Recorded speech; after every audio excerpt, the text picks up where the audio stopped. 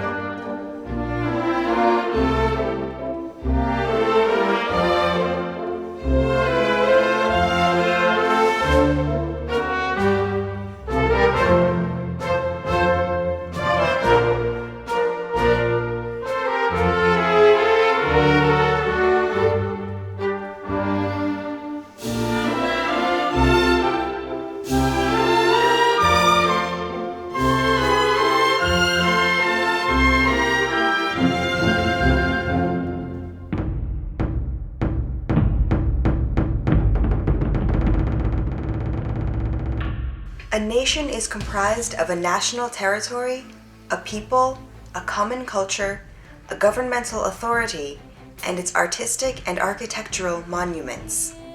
A nation's flag is the product of a certain episode of history.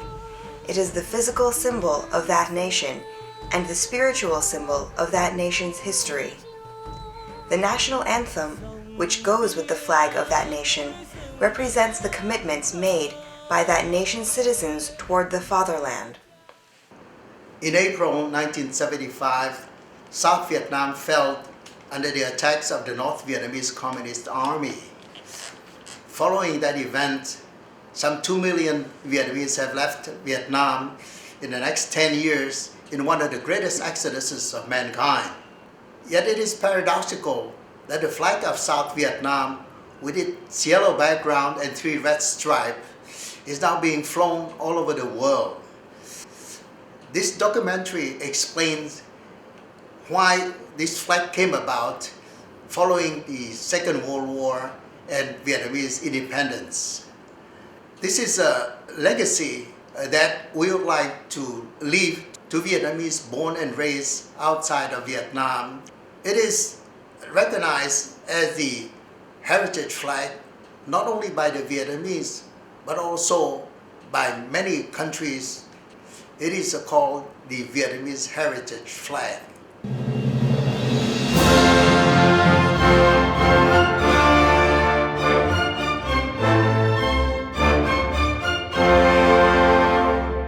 Starting in the mid-19th century, Vietnam came under the occupation of the French, who divided the country into 3 territorial units. Cochin China in the south was made a colony, while Annam and Tonkin in central and north Vietnam, respectively, were French protectorates still nominally under Vietnamese Emperor Bao Dai. When the anti-French revolts broke out, the French adopted a dual-track policy, soothing the Vietnamese court but repressing the anti-French revolutionaries. Taking advantage of this policy, Emperor Bao Dai instituted a few reforms, including the proclamation of a flag called Lang Tin, or dragon flag. This flag was used in what was then Dai Nam, composed of Tonkin and Annam. Cochin China, being a colony, had to fly the French flag.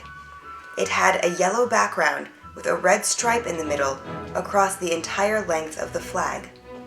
The colors of traditional Vietnamese flags were usually based on the yin-yang theory and the 5 basic elements that flow in the universe. The color red represented prosperity, and gold the color of royalty. This imperial flag was used only once on the occasion of the presentation of the new government under Mr. Trang Trong Kim in 1945. During World War II, as France was occupied by the Nazis, the French hold on Vietnam was not as secure as it had been before the war. Under those circumstances, the colonial French administration had to accept the Japanese condition of letting Japan use Vietnam as the jumping point toward further occupation in the South Seas. On March 9, 1945, the Japanese conducted a surprise coup overthrowing the French. Taking advantage of this turn of events, Emperor Bao Dai declared Vietnam's independence on March 11, 1945, and the Trang Trong Kim cabinet presented itself 1 month later, on April 17, 1945.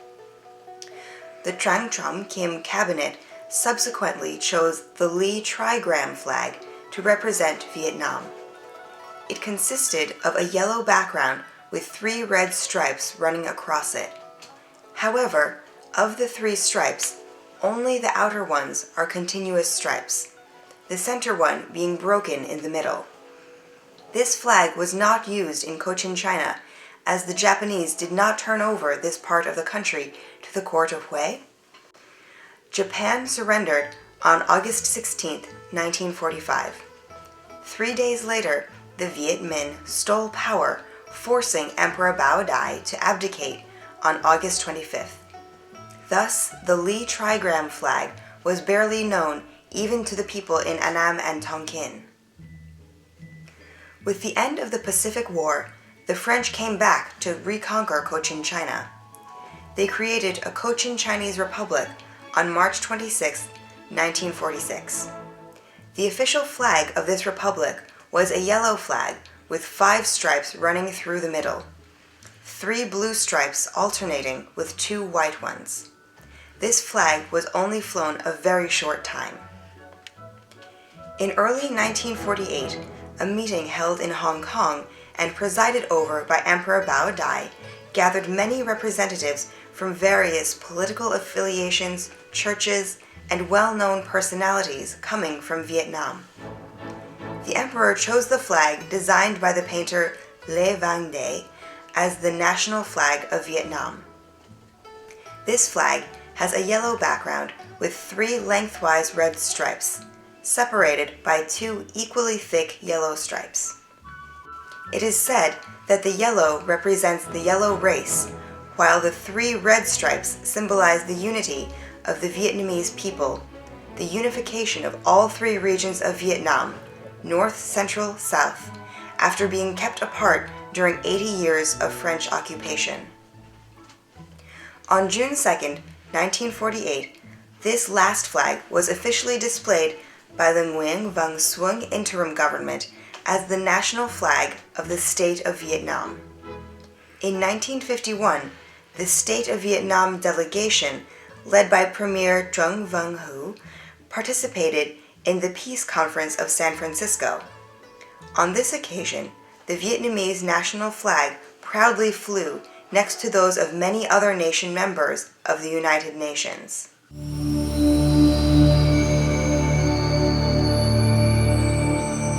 The flag of the Communist International is a hammer and sickle on a red field. The flag of the Russian army, when it grabbed power in 1917, was a yellow-rimmed red star. Lenin combined the flag of the Communist Party with that of the Russian army to make the flag of the Soviet Union, which consisted of a hammer and sickle symbol topped by a yellow-rimmed star against a red background. The Communist International ruled that when they swear allegiance to the Comintern, all the communist parties in the world have to accept the Soviet Union as their number 1 fatherland. They also have to follow to the letter the orders of the Comintern. As a member of the Comintern, the Communist Party of Vietnam copied the Soviet flag when they chose a red background with a yellow star in the middle to be the national flag of Vietnam. The red field represents the Communist Party, and the yellow star the Communist Army, hinting that the survival of the Communist Party is dependent on the strength of the army. According to the yin-yang principle ruling the 5 elements, yellow is the color of earth, and red the color of fire. As fire begets earth, these 2 colors go well together. Yellow also represents a territory and authority, as it is the color reserved for kings.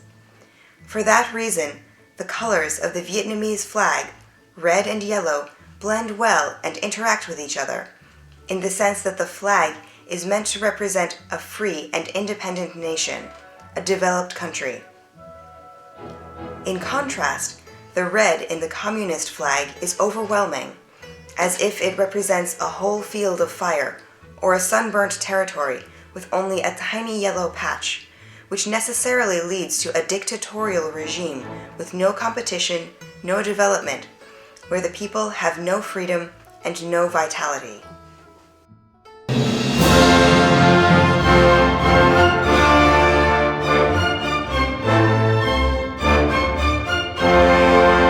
In June 1945, the Truong Truong Kim government christened the country the Empire of Vietnam and chose the tune Dang Dang Cung, Stepping on the Esplanade, as the national anthem and the Lee trigram as the national flag. The Dang Dang Cung was a court processional march used since the time of Emperor Ya Long in the early 19th century.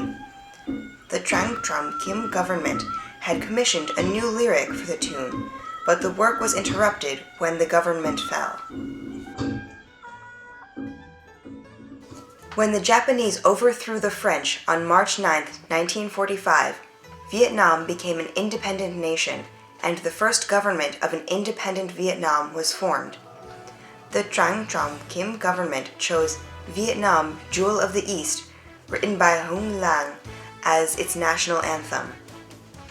The song resounded with a patriotic spirit, pledging to defend the nation even at the cost of sacrifice in the battlefield. This anthem was used in conjunction with the Lee trigram flag.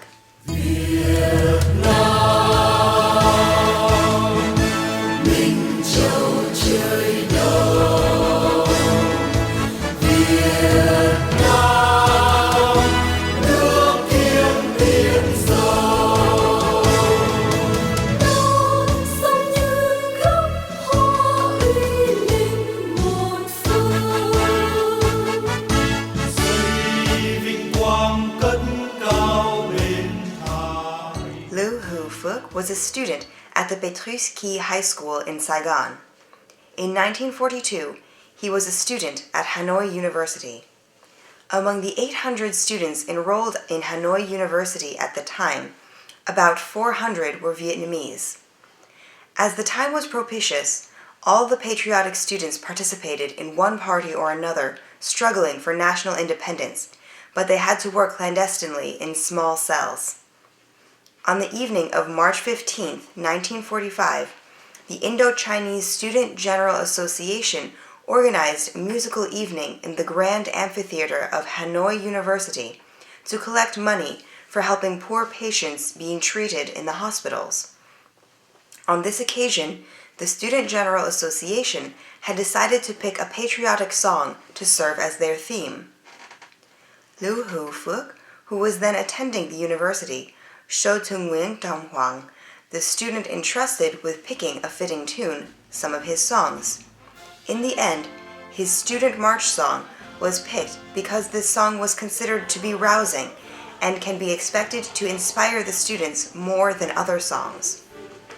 A 5-person committee was then formed and given the task of writing the lyrics to go with the song, in time for the performance day. Thereafter, this song became the official song of the Indo-Chinese Student Association.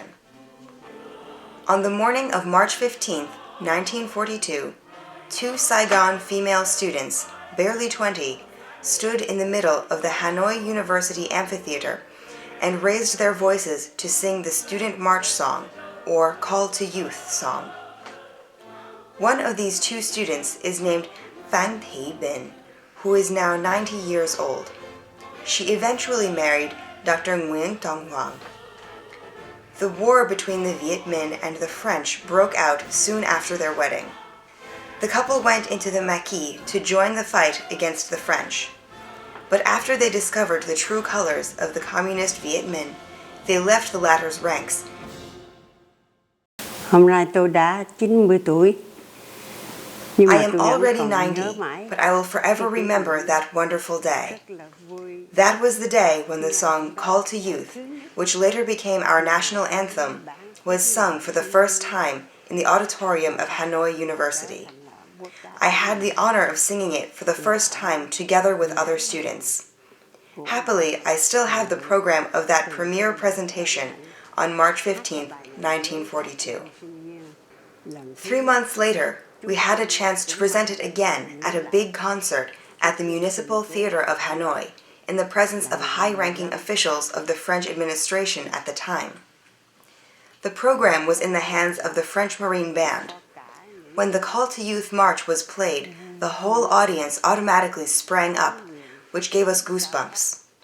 The participants on that day, I am sure, must remember it for the rest of their lives. When asked about the composer Liu Hu Phuc and that historic morning, Mrs. Phan Thi Binh said the following: I can assert that the students then were all nationalists. It's only later that the term Viet Minh, Revolutionary Alliance, misled some into following the communists. But all Vietnamese compatriots know that once you follow the communists, there is no way back. In 1948, in a meeting between Emperor Bao Dai and a number of dignitaries and representatives of political parties and religious leaders, Mr. Nguyen Dong Huang suggested that the Student March be used as the national anthem. The conference participants agreed after the word students in the original was changed to citizens, and the song's title subsequently was changed to the Citizens' March, or Call to the Nation. On June 2, 1948, the Nguyen Van Xuân interim government agreed to make this song the official national anthem of Vietnam. In 1956, the Constitutional Assembly adopted a resolution retaining the Citizens' March, or Call to the Nation, as the national anthem of Vietnam after a few changes to the lyrics that we are now familiar with. This is the song that South Vietnamese people have been using to this day.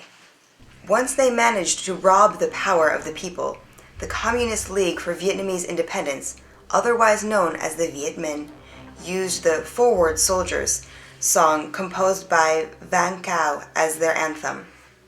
This was the song used by the Viet Minh Army when it was formed. After they came into power over the northern half of the nation, they also used it as their national anthem and continue to do so today. There are actually two sets of lyrics to this song. However, when they sing it as their national anthem, they only sing the first set of lyrics. The March of Youth, which eventually became the Citizens' March, expressed the obligations of Vietnamese citizens, especially of patriotic youths and students in South Vietnam at the time, who were inspired to fight the French Expeditionary Corps with nothing more than sharpened sticks. The song merely encouraged the people to sacrifice themselves for the land with such lyrics as, "Let's wash our national grudge with our very red blood." In contrast, the Forward Soldiers song contains such lyrics as, "Our flag, drenched in the blood of our victories, carries the soul of the nation," and "The road to glory is built of enemy corpses."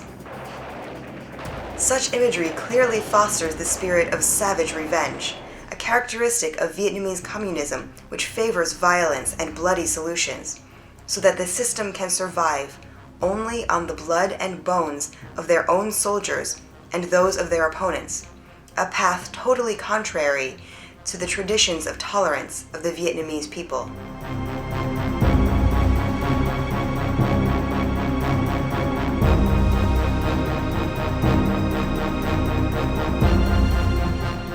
The Forward Soldiers song was the one played when the Viet Minh welcomed the return of the French to North Vietnam in accordance with the preliminary agreement of March 6, 1946.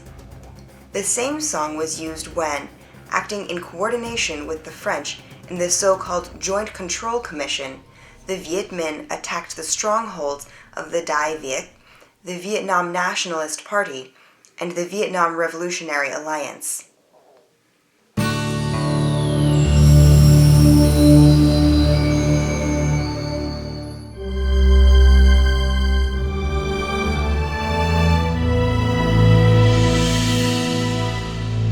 On July 20th, 1954, the Geneva ceasefire agreements were signed, dividing Vietnam into two nations.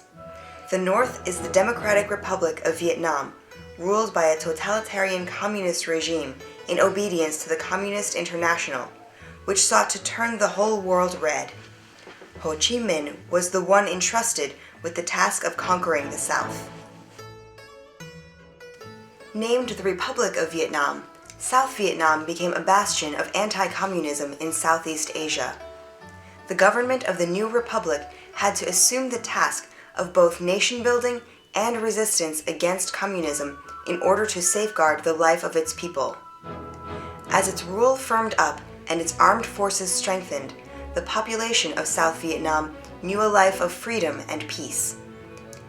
And the yellow flag with 3 red stripes was flown everywhere, from the cities to the farthest, most isolated border posts.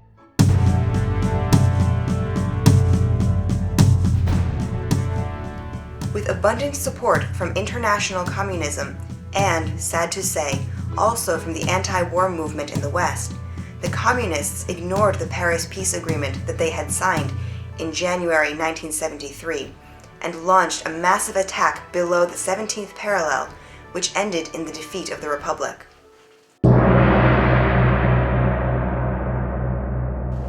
The South fell into the hands of the Communists on April 30th, 1975. The mass exodus of nearly 1 million North Vietnamese to South Vietnam in 1954 was repeated once more, this time to become one of the most tragic experiences of mankind. The largest exodus of people in the history of Vietnam, known as the Boat People Crisis.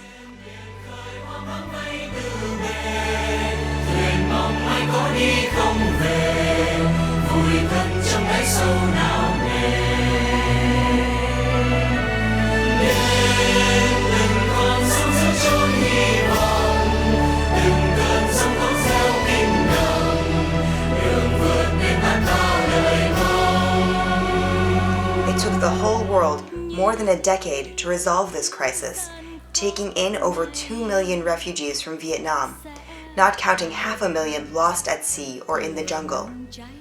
During those dark days, it was impossible to think that the flag of the Republic of Vietnam would be flying anywhere in the world.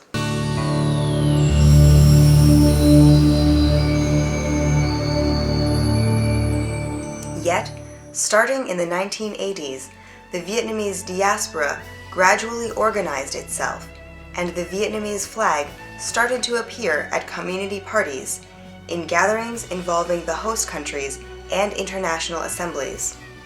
Soon, the flying of that flag became official with increasing recognitions by many jurisdictions and even states as the heritage flag of Vietnamese Americans. These recognitions became so numerous that a former ARVN colonel named Pham Ba Hoa has devoted his time for the last many years to record all these recognitions in terms of legal documents and visual evidence all around the world. About the campaign to restore the flag of the Republic of Vietnam, Colonel Hoa has this to say. Cho đến ngày 16 tháng 6 năm 2012 này. Until June 16, 2012, there have been 16 states, 8 jurisdictions, and 103 cities have recognized our flag. The most recent city to do so is Louisville, Kentucky. It officially recognizes our flag to be the traditional flag of the Vietnamese people and to be the symbol of Vietnamese freedom and democracy in America. In particular, among the states that have recognized our flag, there are 3 that have proclaimed a law about the Vietnamese national flag. They are Louisiana in July 2003, Ohio in 2010, and Virginia in 2008.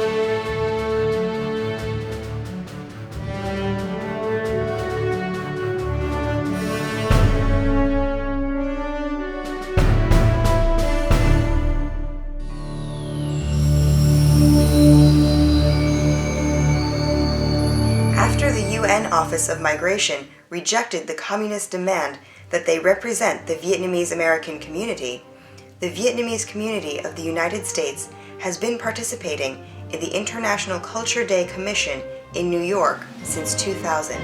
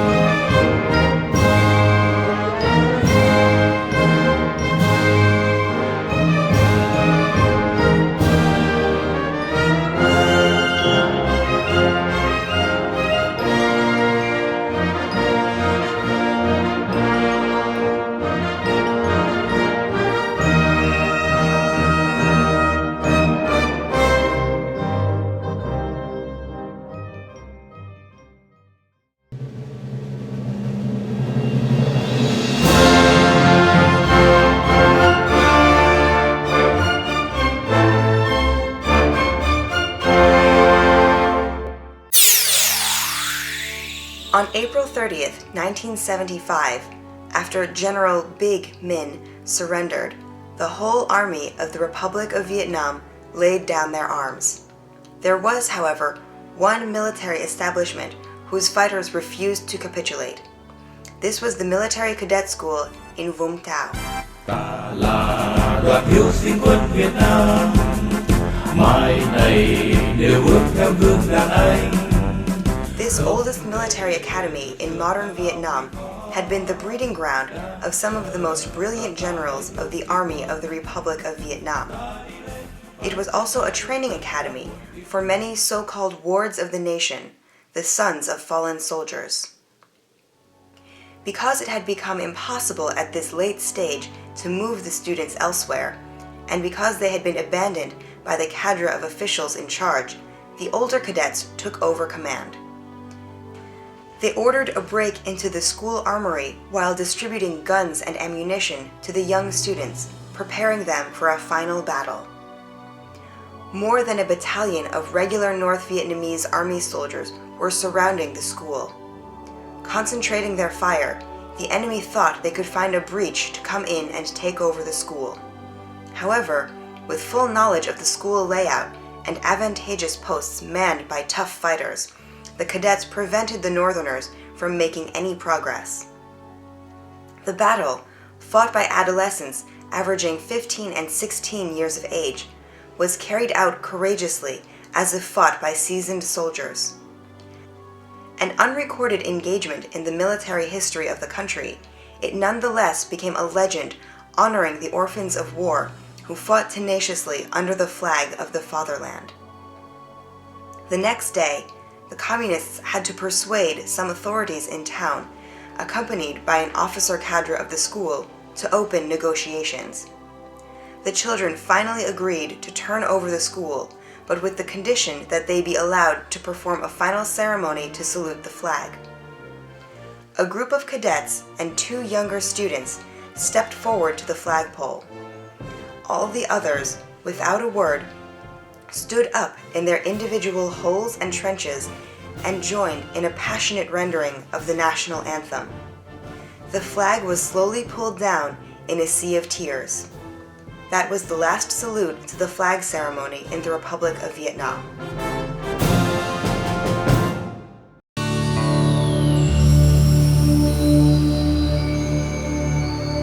The central part of Alberta, Canada.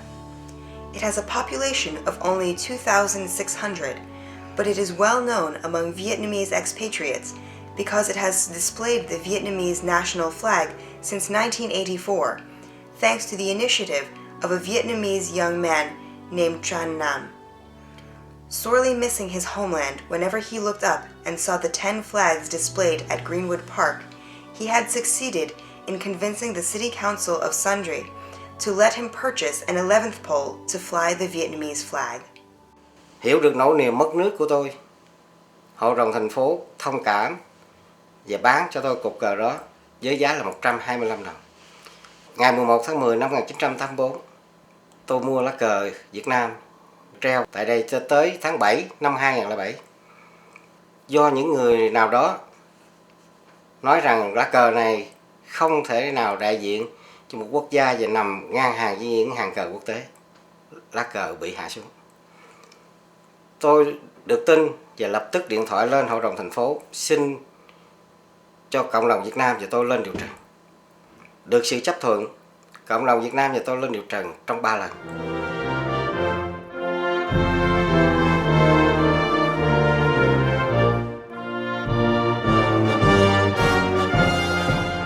Lần cuối cùng, hội đồng thành phố bỏ phiếu quyết định với tỷ số 5-1, lá cờ Việt Nam được treo trở lại cho tới ngày hôm nay.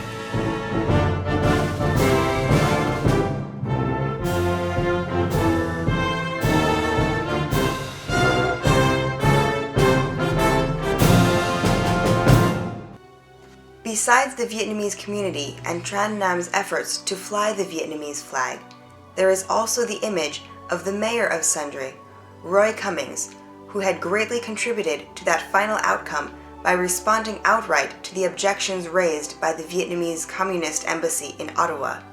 This is his story.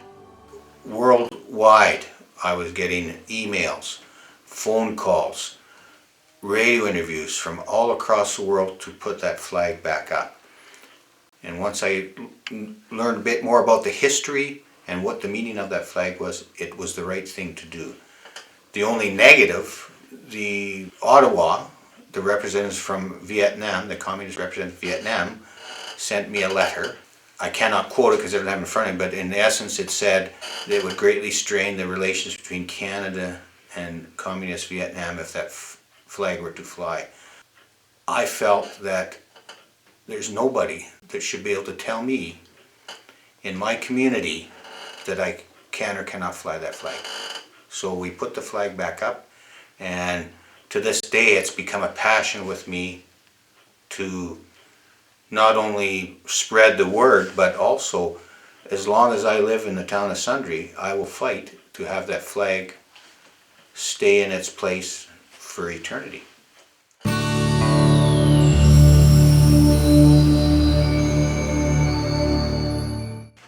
Craig Van Hoy is a well-known mountaineering guide who led a 5-man expedition to conquer Mount Everest, the highest peak in the Himalayas.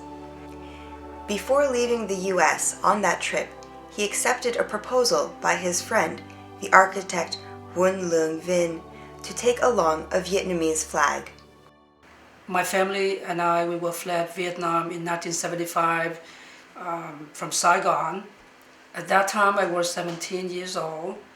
I wonder why so many Vietnamese carried the Vietnamese flag to the United States. Later I learned from my father, my brother, and the main source, of course, from the library. I found out so many South Vietnamese soldiers were stand up, fight for the freedoms, and die for that. When I worked in Portland, Oregon, I met Craig Van Hoy, who's later become my friend. At that time, I has learned he's a professional mountain climber. I asked him by bring the Vietnamese yellow flag with the 3 stripes. He happily accepted. Yeah, while I was on Mount Everest, there were several different companies that were filming. There was folks from the IMAX Everest film that were there doing a film for Paramount Pictures, and other people. Local news station from Portland was following me, and local newspaper, and they were all a part of that event of climbing Mount Everest in 2004. He said, "I took this flag to Mount Everest, not just for the Vietnamese refugee community, but also because I want to honor the 80 million Vietnamese inside Vietnam as well." The expedition planted the Vietnamese flag on top of Mount Everest on May 17, 2004, a message of freedom representing the aspirations of the Vietnamese people.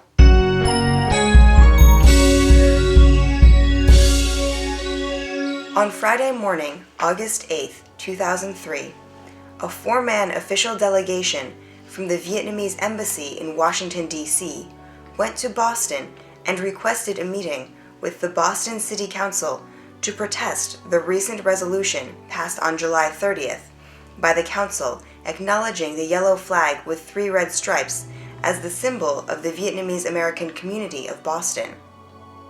When she learned of their coming, Diane Nguyen, the mayor's office coordinator in charge of relations with the Vietnamese community, went to see Mayor Thomas Menino. In July 30th, 2003, Boston Mayor Thomas Menino passed the resolution of the Republic of South Vietnam flag. He officially announced that this yellow with 3 red stripes flag is the Vietnamese community flag to raise in many public places. 3 years later, a group of people from Vietnamese embassy had requested to meet Mayor Menino to discuss about the flying Republic of South Vietnam flag in Boston. So one of the city councilor at large, she accepted to have a quick meeting with them in her office. She listened to what they had to say. She then answered them that the issues of the Republic of South Vietnam decided by resolution. Once it had determined, it could not be changed. She told them that the long Vietnamese community, the long establishment, the Vietnamese community has contributed a great deal to the city of Boston. She also told them that she's very familiar with the current situation in Vietnam where the human race is not being respected. They do not have a thing to say about this. So she opened the door and politely showed them the way out.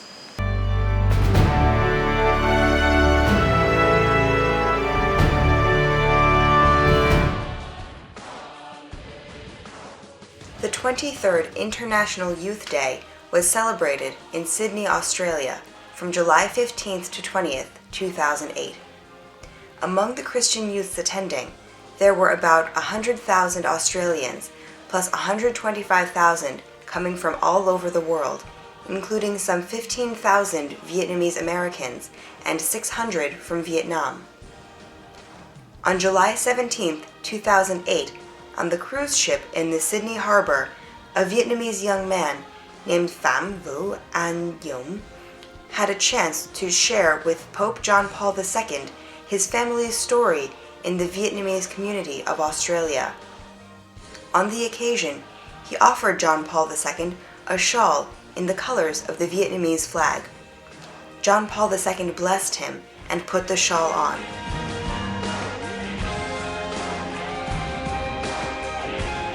The Sydney Morning Herald of July 21, 2008 related the story in an article entitled "A Flag for Freedom," which in part says, "The war may have been over, but to many in the Vietnamese community in Sydney, it hasn't."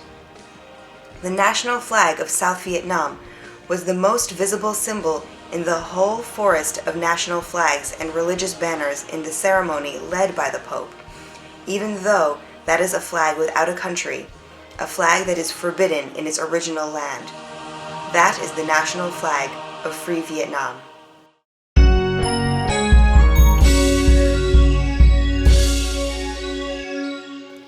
Abilene Christian University in Texas, March 2009.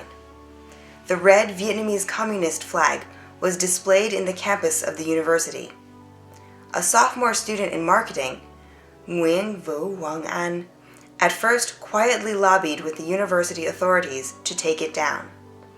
After several meetings, she got a chance to meet with the president of the university.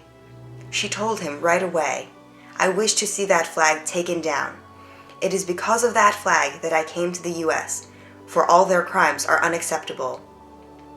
The president told her, "Since there is no longer a Republic of Vietnam, their flag no longer exists." But she retorted, "It's true that there is no longer a Republic of Vietnam, but the soul of that republic is still standing right here and everywhere the Vietnamese are resettled in the United States." After that, the communist flag was taken down and replaced by the yellow flag with 3 red stripes.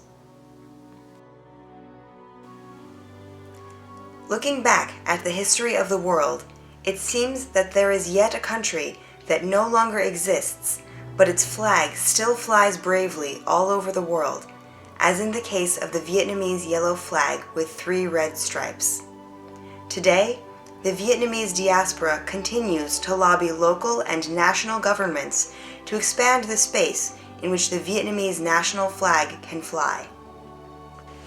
After 1975, realizing the evil that is communism, the southern Vietnamese did everything they could to find freedom anywhere in the world. Fortunately, the countries in the free world have opened their arms wide to receive them. The following people have expressed their determination to support the Vietnamese community in their search to have resolutions passed in various countries so that the yellow flag with 3 stripes is recognized as the heritage flag of the overseas Vietnamese and as a symbol of freedom, not just for Vietnamese, but for all freedom-loving people in the world.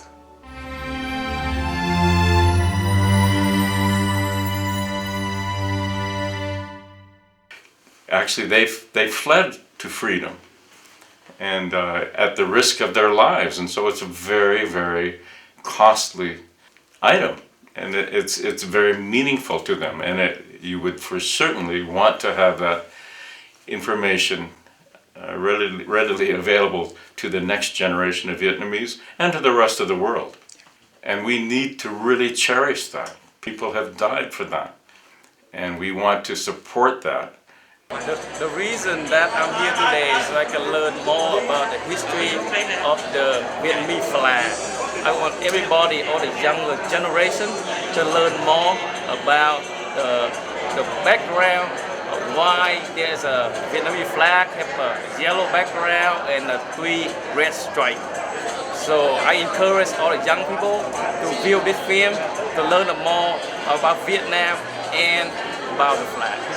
Very honored to be here today and to learn about history of Vietnamese, of the Republic of Vietnamese. And from now on, I promise to myself that I will go out there and share my experience and my knowledge with you guys, and hopefully we can lend a hand to the Vietnamese people in Vietnam so they can have human rights and freedom. Hopefully someday that flag will fly in Vietnam.